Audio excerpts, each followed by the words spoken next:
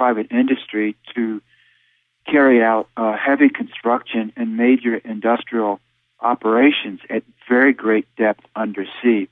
I would also have to say, in my experience, if in the open engineering world you're reading about a diving suit or diving capability to go 2,000 feet underwater, in my experience, it's likely that the capability in the black world probably exceeds that, and there's probably technology that enables divers to go even deeper. But already, even 2,000 feet is very, very... Pretty remarkable. You say here these suits have fans that recirculate oxygen and a carbon dioxide scrubbing capability. The hulls are aluminum with digital voice-over communications, vertical and lateral thrusters, pan and tilt video cameras, and color imaging sonar. Oceanworks provides hard suits for the militaries of the USA, Japan, Turkey, France, Russia, and Italy. These suits are in commercial use in Brazil, Australia, Japan, Canada, United Kingdom, and the Gulf of Mexico. Wow. Yes, and that's just off of the website of the company. So I presume that's what's happening in the black world. They tell you point blank that they work with the militaries of a number of different countries. So I presume what they do with the militaries of these various countries probably exceeds what they have posted for public view on their corporate website. What about the liquid breathing solution? The U.S. Navy classified the fact that there are liquid breathing fluorocarbon solution and saline solutions, almost like the Abyss. Talk about that. That was fascinating. Yeah, well, it is very much like the Abyss. If anyone has ever, if any of the listeners have seen that movie, it's fascinating. I watched it, and it was gripping. But one of the concepts explored in that movie is that United States military special forces, in this case Navy personnel, have an underwater breathing capability that is a liquid breathing capability, and that they don't have gills, although with genetic engineering today, who knows, but that they don't have gills. However, they do use a kind of fluorocarbon compound to enable them to breathe liquid deep underwater and get around the problem of the bends that has traditionally been a huge issue for deep underwater divers.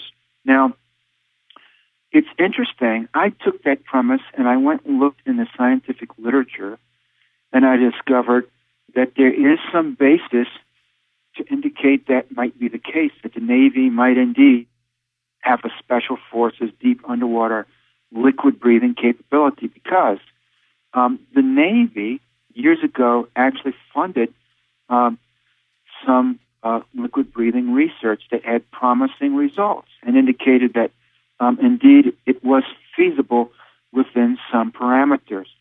And then it's also true that and by the way, I believe this research was carried out at Duke University Medical School under a United States Naval Research Lab grant, and this was decades ago. They were using animals, right, to do this? Yeah, well, you understand if they used human subjects, it would have been a compartmentalized project. You wouldn't find a paper trail for that. But this was documentation from the open scientific literature. And it's also interesting that the open medical literature reveals that with premature babies, it's quite common to use similar compounds when they have respiratory distress.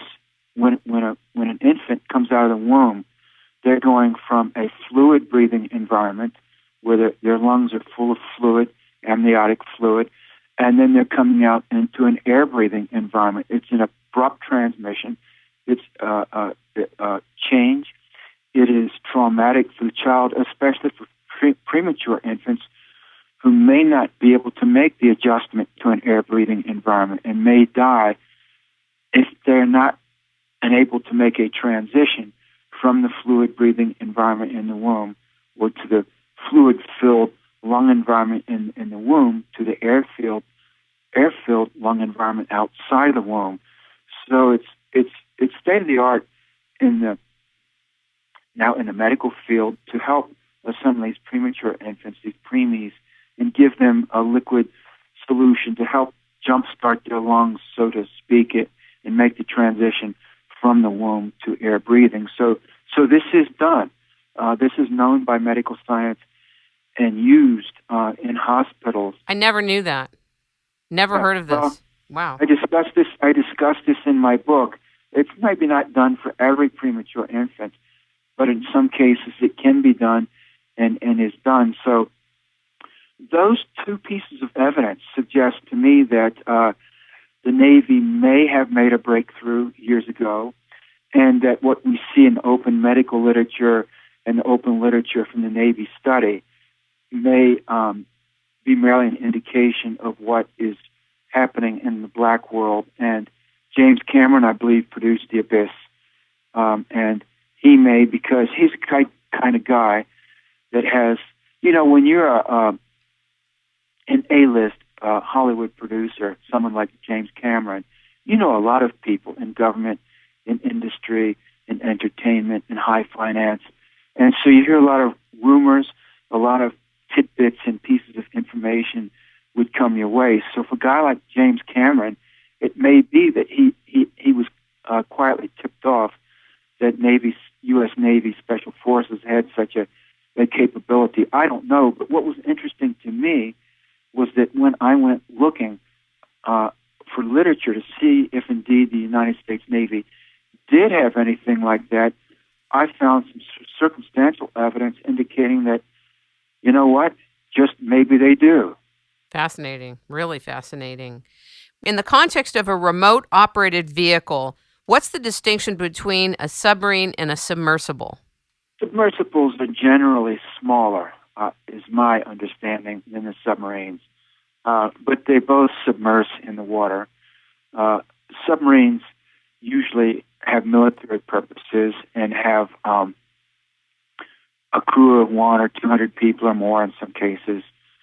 They usually carry weapons, that type of thing, whereas submersibles are usually smaller, don't have as large of a crew, would usually not have weapons, and would usually be used for industrial purposes or scientific research purposes or engineering purposes, construction purposes, that kind of thing.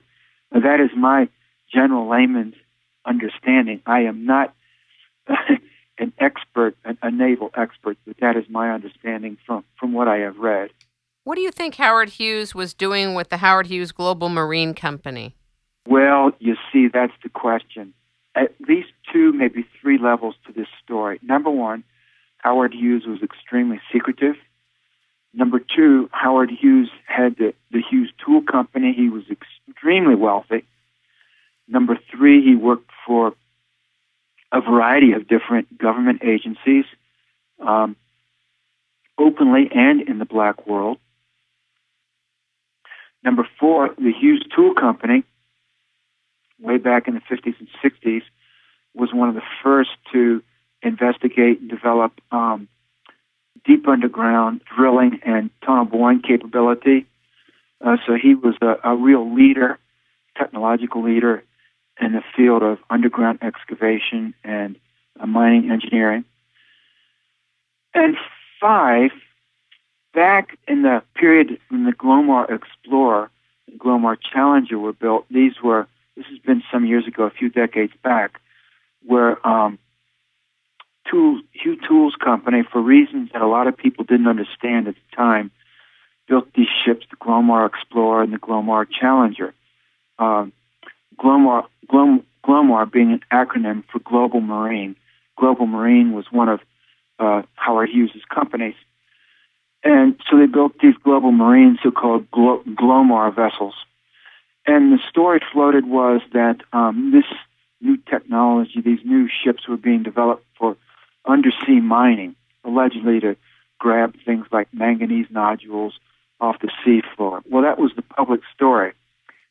In fact, it appears that the CIA was using this technology to go after a Russian nuclear missile-firing submarine that had sunk not too far from the Hawaiian Islands, and it was many thousands of feet undersea.